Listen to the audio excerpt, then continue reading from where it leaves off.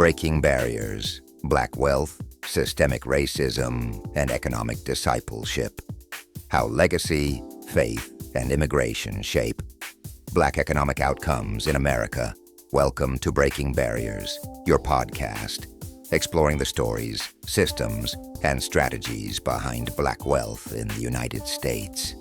Today's episode, Black Wealth, Systemic Racism, and Economic Discipleship.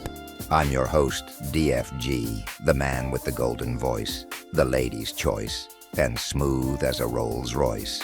And together we'll unpack why black millionaires and billionaires don't disprove systemic racism, how churches foster financial empowerment, and why black immigrants often succeed in unique ways. Part 1. The Paradox of Black Wealth. Black wealth in America, including billionaires and millionaires, is both a triumph and a spotlight on ongoing inequality.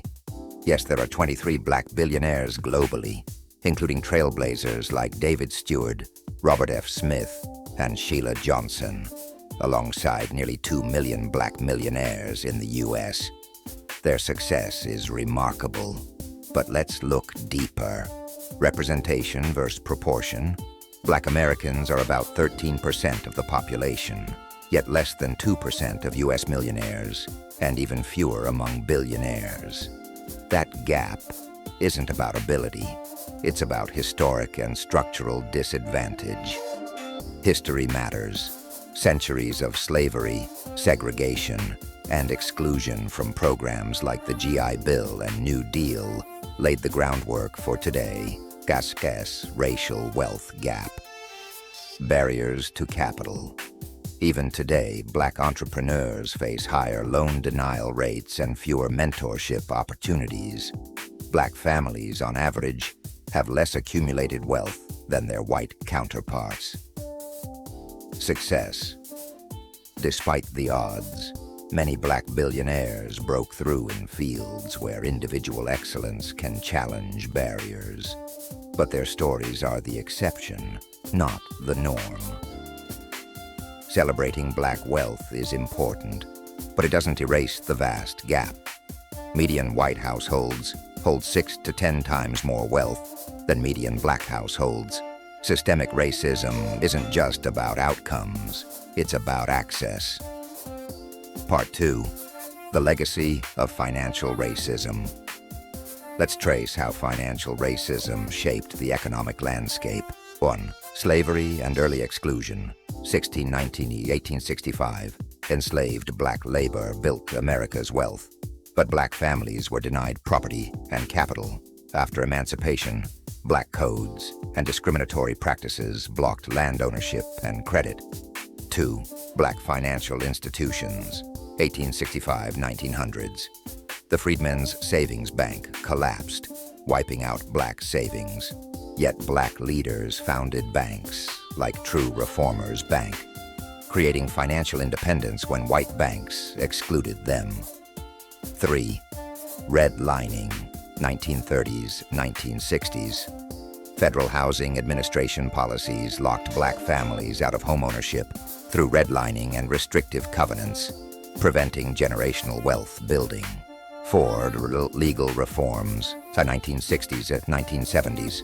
Civil Rights Acts so banned explicit discrimination, but enforcement was weak and bias continued subtly. 5. Modern financial racism, 1980s present, from predatory subprime lending to ongoing disparities in credit access.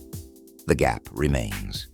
Median white households hold 6 to 7 times more wealth than black households. Key takeaway: wealth inequality today is rooted in centuries of systemic exclusion, not individual choices. Part 3. Economic discipleship. Faith and finance. Can black churches' tradition of economic discipleship help close the racial wealth gap? The answer is yes. Rooted in biblical stewardship, economic discipleship teaches that money is a tool for justice and community uplift. It's about collective responsibility, using wealth to empower the whole community. Historical precedent. Churches and mutual aid societies provided insurance, loans, and support when banks excluded black families. During the Civil Rights era, congregations pooled resources to fund activism and social change. Modern applications. Today, some churches run entrepreneurship training, develop real estate in underserved areas, and invest in local businesses. These efforts go beyond charity. They build lasting wealth. Why it matters. Churches remain trusted hubs in black communities. By reframing giving as investment in liberation, they can help shift from survival to prosperity. Practical takeaways. For individuals, economic discipleship means building assets while practicing generosity.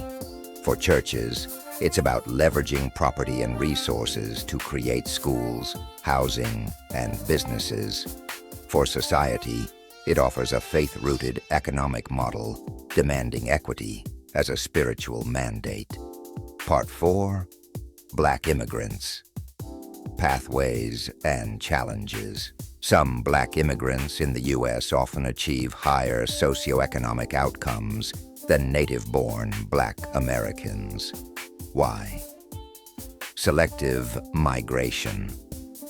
Many African and Caribbean immigrants arrive through programs favoring education and specialized skills. African immigrants are among the most highly educated groups in the U.S. Education and employment. Nigerians, Ghanaians, and Ethiopians have high college completion rates and work in fields like healthcare and technology. Caribbean immigrants excel in teaching, nursing, and civil service. Community networks. Tight-knit ethnic enclaves provide job referrals and informal lending, boosting economic outcomes. Historical context. Native-born black Americans face centuries of intergenerational disadvantage, while immigrants may initially avoid some legacies of racism. Over time, however, systemic racism affects both groups, and outcomes converge. Important nuances. Not all black immigrants do better. Outcomes vary by origin and city. Children of immigrants face the same barriers as native-born black Americans over generations. Takeaway. The differences stem from migration selectivity, education, and support networks, not inherent ability. Ultimately, systemic racism shapes the experiences of all black Americans. Part 5. Closing thoughts. Black wealth in the U.S. is a story of resilience, innovation, and strategic navigation of obstacles. But it also reveals the lingering legacy of financial racism and the need for systemic change. Faith-based community models like economic discipleship and the experiences of black immigrants offer insights for bridging the racial wealth gap. If you enjoyed this episode, subscribe and share Breaking Barriers. If you have questions, comments, or stories, reach out. We want to hear your voice.